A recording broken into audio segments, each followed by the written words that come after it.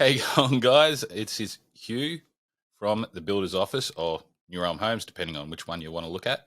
But we are up to episode 8 of the Builder's Office podcast, and we're really excited at the moment. I'm really excited because I've gotten a really awesome guy. You can call him a myth, the legend. His name's Scott Carson, and today we're going to delve a little bit into something that is really close to my heart from the last little while, and really the last sort of 10, 15 years, experiencing the ups and downs of mental health, whether it's been in the building industry or in my personal life. It has been something that's really spoken to me, and one of the reasons why you might have seen in previous episodes, if you've been watching it on YouTube, you'll see me in a trademark shirt, which is specifically made for the construction industry, for mental health and amazing things that these guys get up to. And I'm all for it. It's one of my passions. In future episodes, might even touch it a little bit further into one of my really big, hairy, audacious goals, and really touch into something that's really dear to my heart. But we'll keep that for another time. But today, I wanted to have a chat with Scott Carson, who I know personally, and he's helped me out in a few instances. But today, I really want it to be something that can help out everybody in the broader community. So I really want to bring him on board and welcome Scott Carson. G'day, Hugh. How are you, mate? I am sensational today, and only improving, as somebody with a little bit more wisdom than me would say. And yeah, I'm doing really great. How are you going? Yeah, fantastic. It's what a time in life. It's for me. It's extraordinary. We sit here today, and we're recording a video that could go anywhere, could be anywhere, anyone can listen to. What a great opportunity! What a great opportunity to learn. Never before in time have we ever had an opportunity like this, where we've been at the click of a button, be able to learn about things that we anything, anything you like is at the click of a button. You want to learn how to change a toilet? Click a button, change the toilet. Go to YouTube. You want to listen how to improve yourself? Click a button, self improvement. You want to learn how to communicate better? Click a button, communication. What an amazing time of life it is. What an extraordinary opportunity it is. There's so many reasons right now that today is the best day to be here. So thank you. Yeah, you're welcome, mate. It's, touching on that with the whole thing of the opportunities, I could not agree more with you when it comes to the opportunities that are abounding us left, right, and centre. And for everybody listening, I'm really excited, and Scott here is really excited as well. And we hope that you get even just something small out of this great chat that we're going to have today. So, Scotty, I wanted to jump into it a little bit and delve into who you are, and what you're doing in the building industry, and the people that you are helping, not just me, but the broader community. So I'd love to hear a little bit more about you, and possibly even some of your story of what you get up to. Yeah, brilliant. No worries. Thank you for the opportunity. Scott Carson, who is he? Oh, I'm just a man trying to be the best version of myself. That's all I can be. How I do that? Well, there's lots of different hats in order to do that. But I'm a very passionate man and I love my communities. I'm a father, I'm a husband, I'm a community member, I'm a supporter of people. I'm someone that creates hope inside our communities. I do it in so many different ways. Life has been a big lesson. Life has been the greatest lesson. And there's so much more to endure, enjoy, and grow from, And right now, I think, as you've just heard, I think it's an extraordinary time to be alive. I think it's an extraordinary time to be challenging yourself and learning about yourself, especially in the building industry. I currently work in the tool shed along with one of your mentors, Mick Hawes, and we're building a stronger community. I run a thing called a Safe Place to Land in there, where we sit with builders from around Australia and we have a yarn about the things that we go to work for. So often we're focusing on our business, but not often enough are we focusing on the reasons as to why we have a business. So we support the men inside there. We talk about anything from just how to how to support one another in a time of need, but how to celebrate a win. Something we've forgotten how to do. Give each other a pat on the back and be proud of the things that we do in life. I also am the co-founder of the Business of Smiles, my passion project. Business of Smiles. Yeah, your passion project. There it is. Sorry. There it is. So why did you grab that? I wanted to grab that because the business of smiles, it's something that you are deeply passionate about, and it's been on the radar for anybody that does know you for such a long time now. I wanted to grab that because I wanted to see where that actually sort of stemmed from, where it came from, because that's to me, where things come from, where the passions come from, that's a really big thing. And anybody that's worked with myself or yourself or our mentors and people that we've worked with before, there's a story behind it, and the business of smiles comes from a place that I deeply want to learn more about. Yeah, giddy up. Thanks, Hugh. Like I'm going to give some context, and I think this is very relevant to the building industry.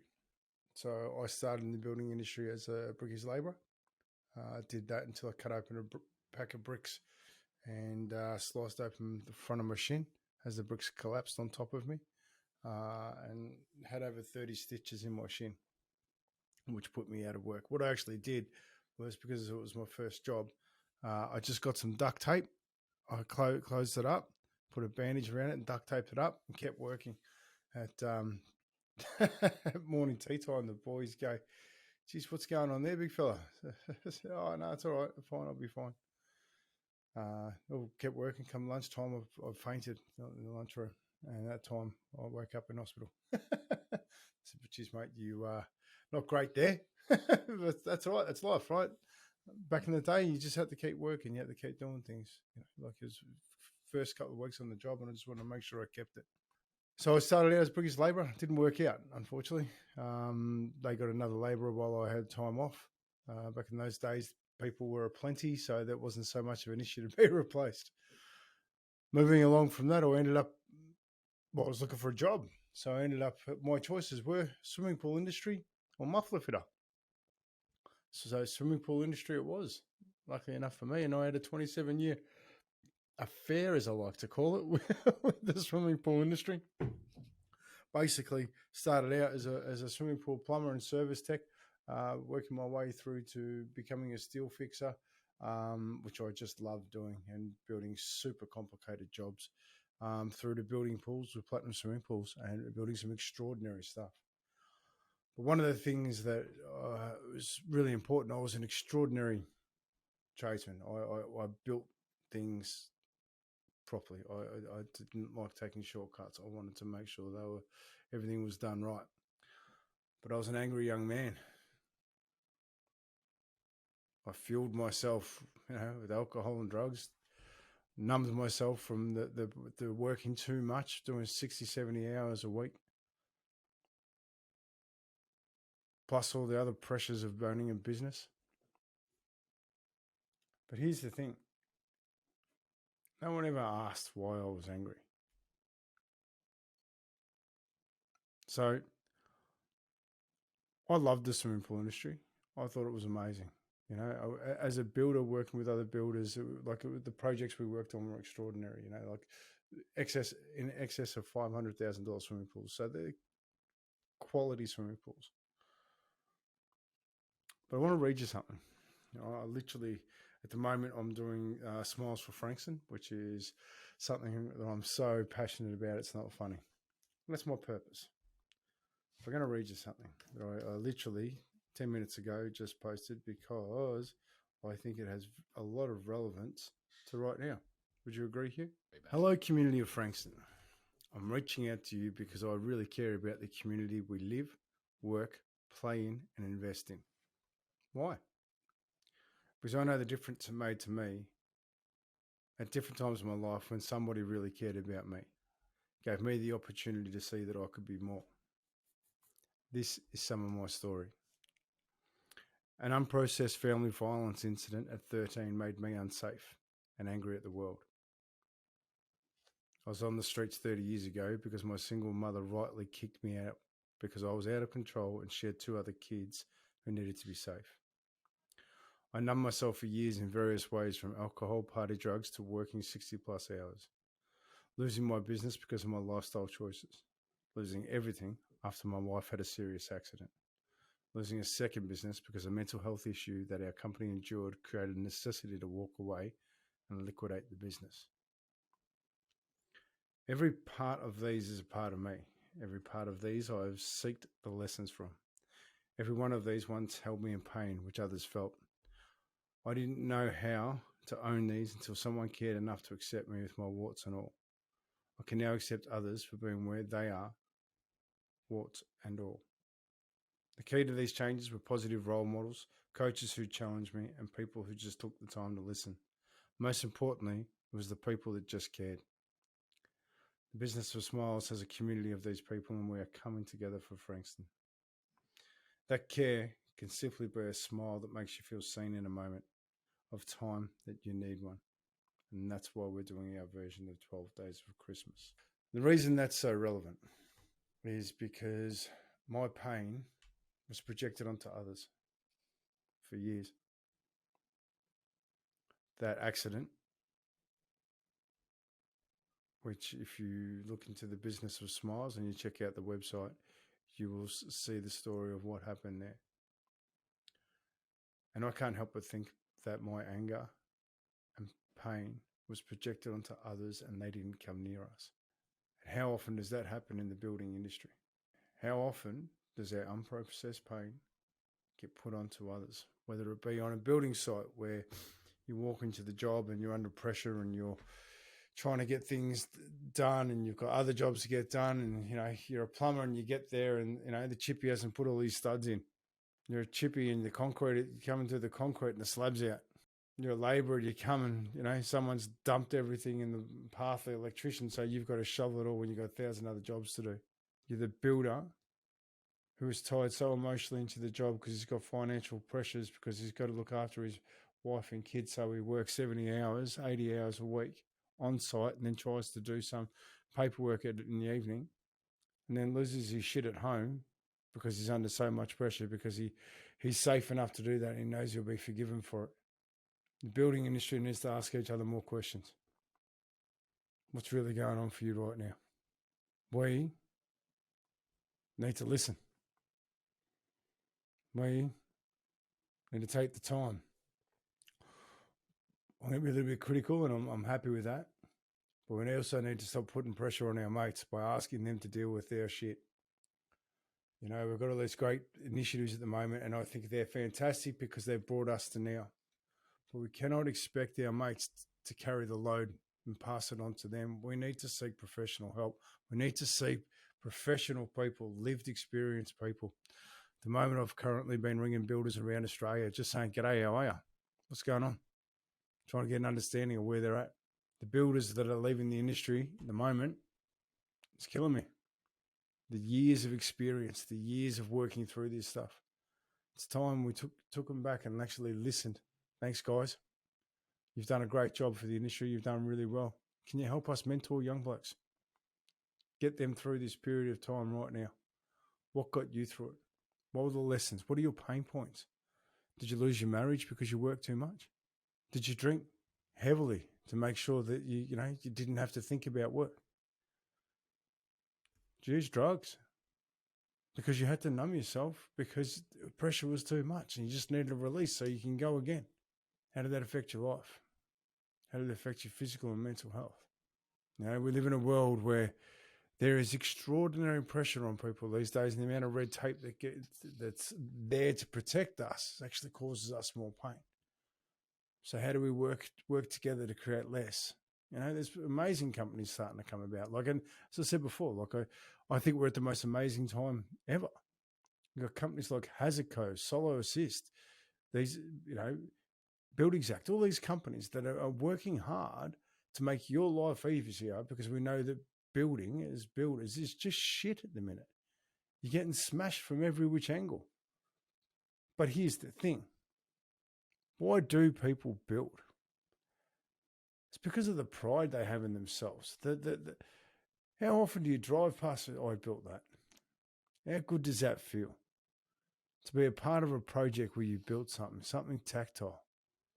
It's extraordinary. I still do it today when I drive past somewhere where we built a swimming pool. I'm like, so proud of that. But it is time to do things different. It is time to learn that the world's changed dramatically. You know, we talk about young blokes and girls, you know, not working hard enough. Well, it's because we're working too hard and we're not investing the time in them they need in order to do their job properly. We're not understanding that we need a purpose beyond building. We need a purpose, a big, hairy, audacious goal that actually makes life a whole lot better. Behind me right there is some pictures from builders who we sat in a conference intensive where they future pace themselves. Where they want to be in 12 months' time. How many people have sat down and actually focused on where they want to be in 12 months' time and actually come up with a design of how to do that? It's happening now. It's happening now in Builders Business Black Belt, where I work, where we've got builders around Australia supporting one another, helping each other so that we can do and be a part of the things in life that are important to us. You know, it's funny, Hugh, like, how often do you ask yourself, why do I do what I do? Why do I do it? Why do you put yourself through all the pressure and the pain? Why do you do it? As a builder, I challenge you to find out the answer to that. I challenge you to find a purpose beyond just being a builder. Because your building days will end. And you're important. This is your podcast, you. And I actually want to talk about something now that's really super important. I want to talk about the conversation we just had. Because too often in life, as we heard earlier, I projected my pain. I projected people didn't come near me because I was projecting that. So I never was able to create a relationship bigger than just myself. Whereas if my pain is processed, I can create a 1 + 1 = 3. I can sit with people and understand and therefore grow together. One of the big things in that is the ability to be able to listen. And if it's okay with you, I would like for you to share what just happened, because I think that's an outstanding narrative that you learnt about yourself through this. So I'm just going to hush up and let you share. No worries, Scott. We were just before we jumped on and started recording this, Scott and I were having a bit of a chat, and with a couple of previous podcasts and previous conversations that I was actually having with, there were some clients, there were some tradies, guys on site, and in those conversations, especially with, even there was another couple of builders, and this is literally only today and yesterday and the day before, where we were discussing simple things that were going on, but I was noticing something about myself that was essentially saying to me, every time somebody's saying something, I was in essence acknowledging what they were saying, but wasn't really listening. So there would be times where somebody would be talking about something absolutely immense and so totally important to them, where I was finding myself turning around, nodding, yep, adding in the yep. And if you look back over some of the previous podcasts, it's there. And one of the things that came to me with that was the whole thing of, hey, this is a little growth moment. And with the back and forth that was going on, I need to actually just sit there and listen.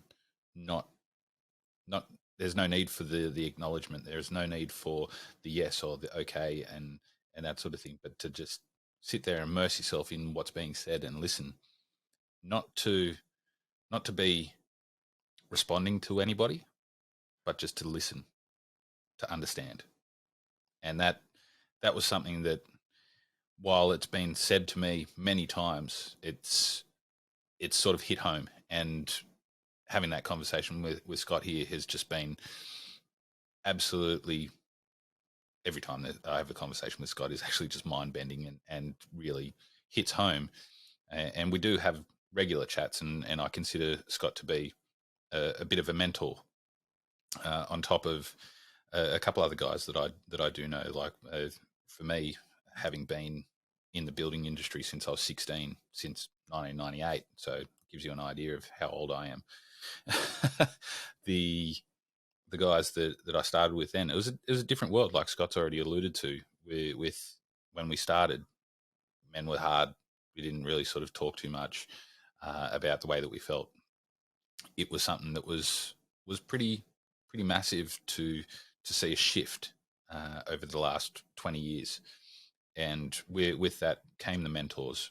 One of the ones that was really important to me, and I still call him Dad to this day, is a chippy that when I was a second, third, and fourth year apprentice, he took me under his wing. There were a lot of people that didn't get along with him, and it could have been from his abrasive tones or his, I guess you could call it some Dutch arrogance. But I still love him dearly because he taught me a lot. And like I actually saw him today. I was driving past one of the projects that he was working on, stopped in, said hi, how you going? What's going on for you? But because he is a mentor, and I still roll up to wherever he may be, or he pops past one of my jobs, and it's, hey, how you going? I've seen him in a dark place. He's seen me in a dark place, and when it comes to it, listening has been the skill to learn over the last 20 years that's been more important than even just swinging a hammer. And yeah, to get that understanding, not only for other people but for myself in the mix of all that, has just been enlightening. And I want to thank Scott for bringing that out and really showing that tonight, and everybody can learn a little bit more about me and a little bit more about Scott and understand what's really going on out there, and not be interrupted by technology saying that emails are coming through, because they come through at all hours of the day and night. That's that's But the thank you, that's the Scott. thing. Like life has distractions. We are constantly bombarded with distractions. If you don't control them, they control you. Like it's a fascinating thing. Your input determines your output, and that's something that both of our mentor Mick Hawes, it taught me in a massive way. The circle of influence, all of those opportunities. But the investment you make in learning somebody, the investment you make in listening and learn how to actively listen, is something that will pay dividends beyond anything you'll ever see, because it connects you to other people. When someone feels seen and heard, you can create extraordinary things together. That's the key. And knowing how to do that is just such a wonderful tool that I don't think we spend enough time on. And I'm grateful, Hugh, that you sat back and reflected upon a podcast you did and you learnt that. Because so often we don't sit back and actually watch the words that come out of our mouth. Now, you and I are a part of a thing called A Safe Place to Land, something I host every Monday night. And one of the things in there that just is extraordinary is silence. And it's one of my most powerful tools when I'm sitting with people. When somebody's sharing a story and they're emotional in that moment, I do not say a word until that person speaks again, no matter how uncomfortable it is, because there's always more. And when we peel back that onion, that's where the gold is. That is the absolute gold. That's something that I think that if we invest more time into our apprentices, spend time learning them, learning how to understand them. There's an amazing gentleman by the name of Alan Stevens, who I'm happy to say that I work in conjunction with him in the Business of Smiles and the Campfire Project. And it is extraordinary what you can learn about people just from their facial structure. Because if you know how to communicate better, you can achieve so much more. Communication It's not about what you say. It's about what you hear. If you're trying to get somebody to do something for you, or you need something done, it's not their responsibility to understand you. It's your responsibility to communicate that to them in a way in which they can actually do the job. Just because you know something one way does not mean that the other people know it. We all have different experiences in life which teach us varying things. So the only way you know what somebody else is thinking is to seek to understand. How's that feel hearing that, Hugh? Feels brilliant. Really does. You know, look, I am so proud of men.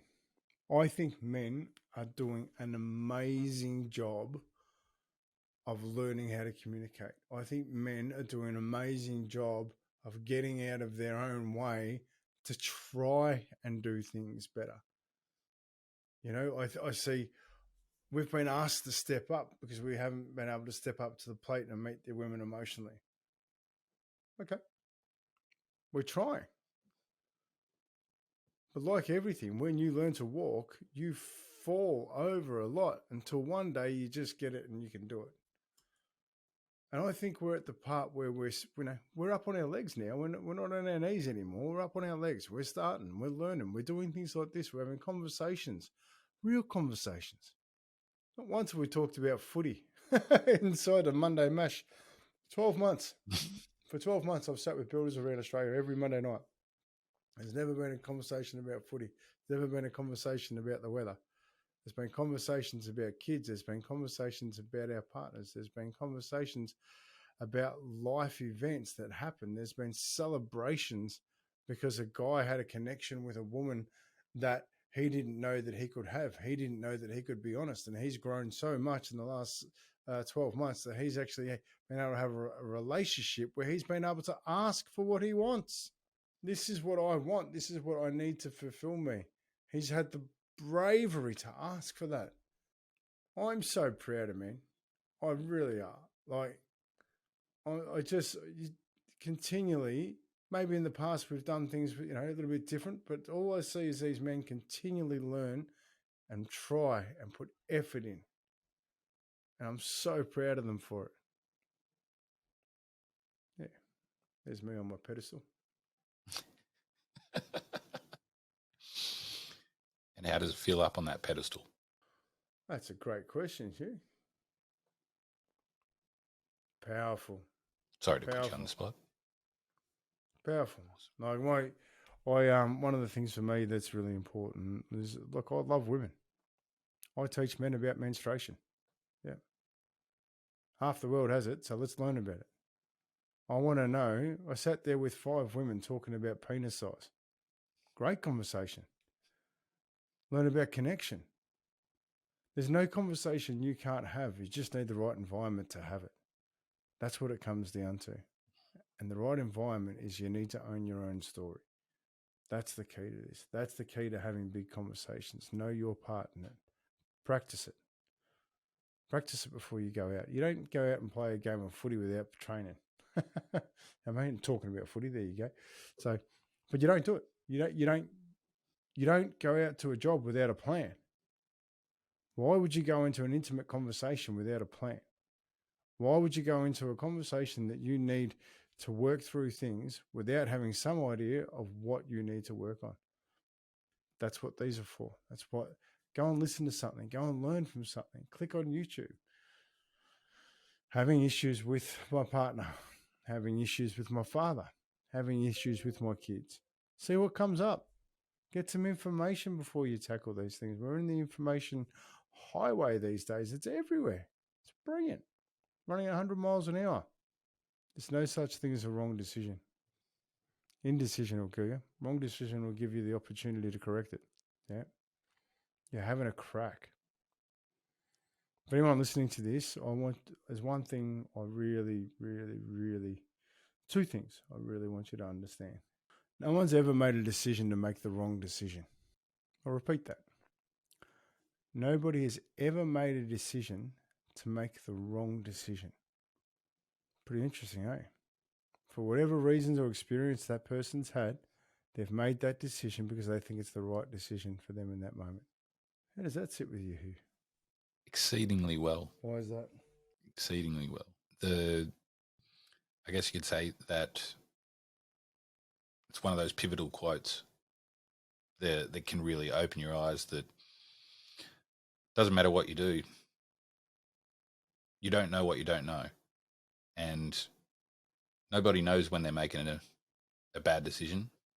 The only time you ever know about that is afterwards, not when you're making it. And the same goes with everything that we do.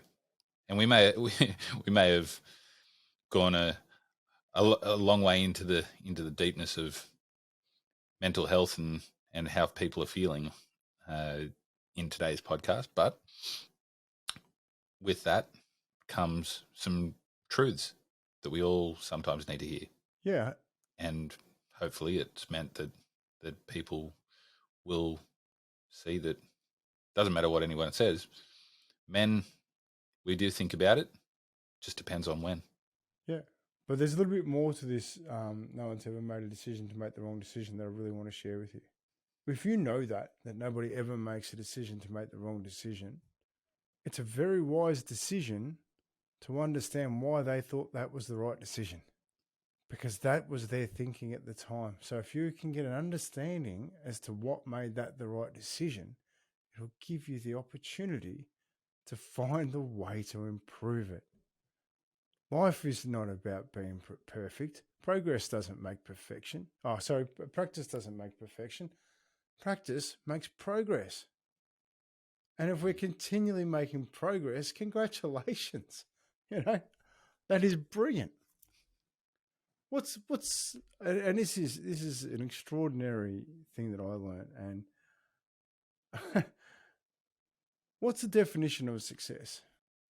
Are you asking for my definition? I'm absolutely asking for your description. My definition of success, in all honesty, is learning from life to be able to improve yourself every day. Perfect. With the decisions that might be wrong, with the decisions that might be right. But learning is a success to me. Yep, I somewhat agree. You only see life as you see your experiences.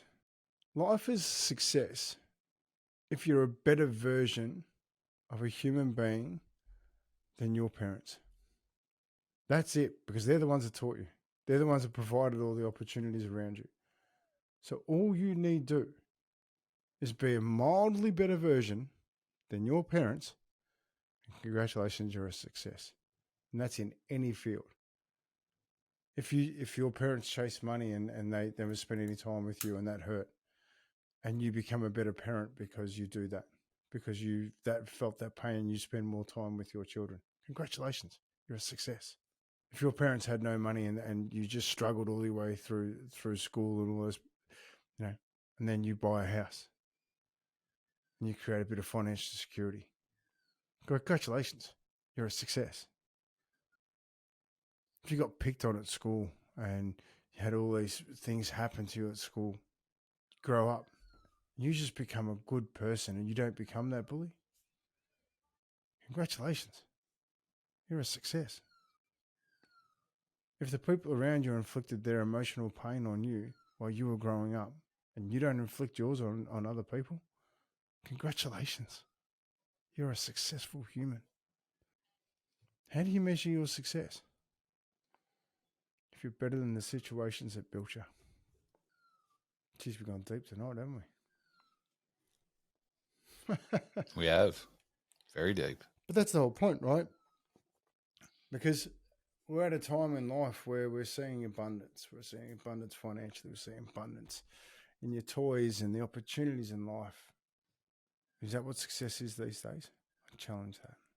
I challenge what our past generations have put in front of us, that success is this empire that we build these towers. And I love thinking about all the nursery rhymes where, the damsel's in the top of the tower on her own. Why is she up there on her own? Those big castles owned by people. How happy are they inside those castles? Mm. Hmm. This is a building podcast, right? And we're talking about people. It is a building podcast. We're talking about people, right? Yeah. Why is that? Not just about the people, the product that's being built. It's about the people. What are the people building? And is that a success? The house you build for the people. How deep do we really want to go? How the house you're building for the people you're building it for have to live in that house. What experience are you giving them? What pain are you leaving them with? Or what joy are you gifting them? The tradies that have to work on that house. What frustrations are they having to deal with? Or what support are they getting so the love is in the house, so when the owner has the house, they experience the house with love and joy in it? We are a product of our experiences. The building industry as a whole has so much power to create extraordinary experiences for people. One of the best things we ever did was we finished a pool in Berwick, and the customer was a great customer. Beautiful pool, extraordinary. We didn't just leave it at that. Picked them up, took them out to the airport, flew them over their house so they could see their swimming pool from above. What an extraordinary experience. What a great connection. Made everybody feel good. What experiences are you providing each other on site, at home, the reasons you go to work? What experiences are you providing them? What experiences are you providing for your customers? I know, Hugh, but the Builders Business Black Belt, in a time where a lot of builders are feeling pain, so many people in that community are doing extraordinary things because they're surrounded by people who support them to help them grow, to create experiences for them both at home, at work, and the reasons they go to work. They create them. Not only that, we find a purpose. Business with smiles, a pair of socks. That's my purpose. You got any questions, Hugh? I did have some questions, but we've gone so far off topics. Ask him anyway. But it's totally worth it because the questions that I had, while they still are relevant, I think that there's really only one. And what we've been discussing tonight, the question is, should everybody know this? As in, should the owners of homes and people looking to build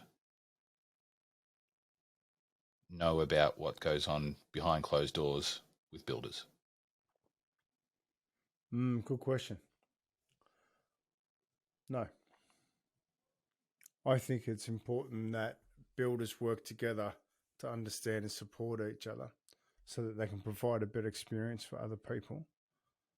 But there's stuff that builders need to do that people don't need to know about. There's stuff that builders experience that not everybody needs to know about. But in the right environment, they can be shared so we can support each other so those experiences become lessons for others. Because if you share everything, all of your pain, it inflicts pain upon others in the wrong environment. Yeah, and that's something we need to be careful of. Where can you share your pain? Goes back to the very start of the conversation. Whereas don't dump it on your mates. Speak to a professional about it. Speak to a life coach. Speak to a business coach. Speak to a psychologist. They'd be go down that road, because otherwise you're dumping it on other people. You know, so it's always knowing where best to actually share that information. I think that's the most important thing. How do you feel about tonight's conversation? Being a builder yourself, talking about these things in reasonable depth. How does that feel for you? Feels good. Anybody that knows me knows that I'm pretty much an open book. Even some of my clients know that I'm a bit of an open book, and some of my clients know me sometimes better than a lot of other people. It's not a bad thing for me, because the relationships that we do build with clients are more long term than they are short term, and sharing that has never been an issue for me. Obviously there is a limit to how much gets shared, but at the same time, we're all experiencing things, and if there's a chance to learn something from a client, from a homeowner, from a builder, from any of the trades as well, it's all part and parcel in a relationship during anything that we do. But having a conversation about it, for me, is always a good thing. I think that's the number one thing that I want people to take away. That all parts of business, all parts of life are entwined. Don't let one dump onto another.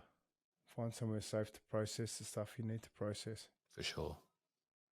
It's interesting sitting here with you tonight. You're very patient, very, very calm. There's no input. It's quite interesting. It's one of those times where I wanted to listen, to learn something new, and I think I have. I think you learned that from yourself. But I think the most important thing for me is like just how are you finding in your own head, realizing that you are having input which changes the conversation? How are you in your own head processing things differently? Are you taking more on? I find myself taking more on a daily basis, and that's mainly because I can and have learnt the skill of being able to take the information in and then being able to put it into a place that is going to be useful, when it's going to be useful, and how to process it so that it doesn't become overwhelming. Awesome. Some of the bravest people I've ever met are people who say nothing. Sorry, I don't have the answers to this. Could I get back to you? Strong ones get back to you.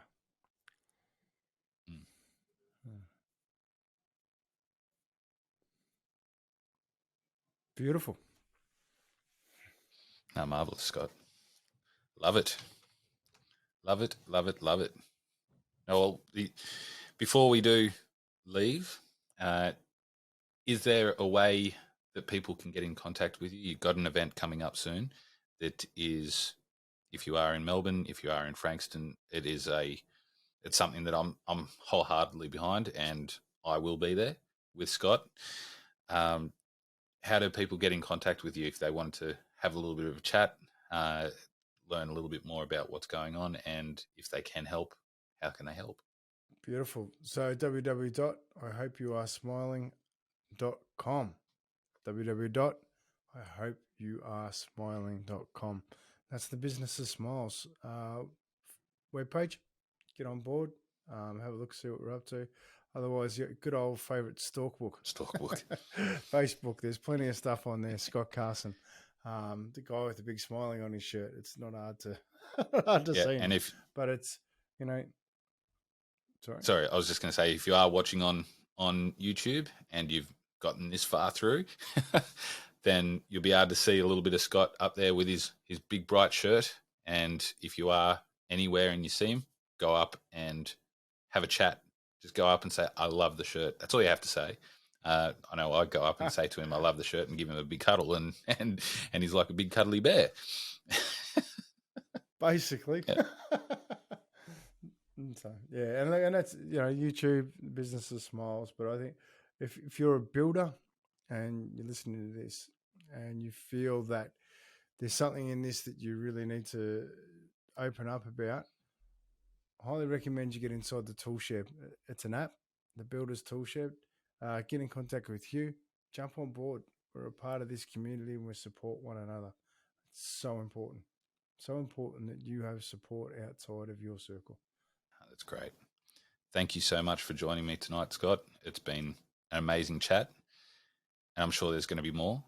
As you know, there's a big, hairy, audacious goal floating around up here, a BHAG as we call it, that is going to involve some pretty out there things. I don't know when I'm going to touch on it, but can't let the cat out of the bag too early. But I want to thank you again. It's been amazing. You just got to chase it a lot. There's lots of chasing. Don't worry about that. And it's gonna come down to a lot of people out there that are going to be able to help, and we're going to be able to help them. Yeah, 100%. And I want to honour you, Hugh. Like, problem isn't the problem; it's how you respond to the problem that either causes the pain, the lesson, or the opportunity. All right? Life has gifted us both pain. We've both looked for the lessons. We sit here today because we're chasing the opportunities. I'm really proud of you, Hugh. Cheers, mate. I'm proud of you as well, mate.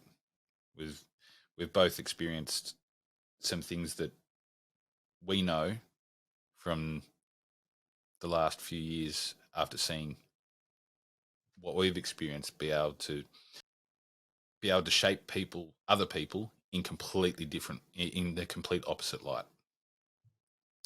And it certainly opened my eyes to the opportunities that we can actually present to everybody, and it doesn't matter what walk of life they're at, and what they're looking to achieve.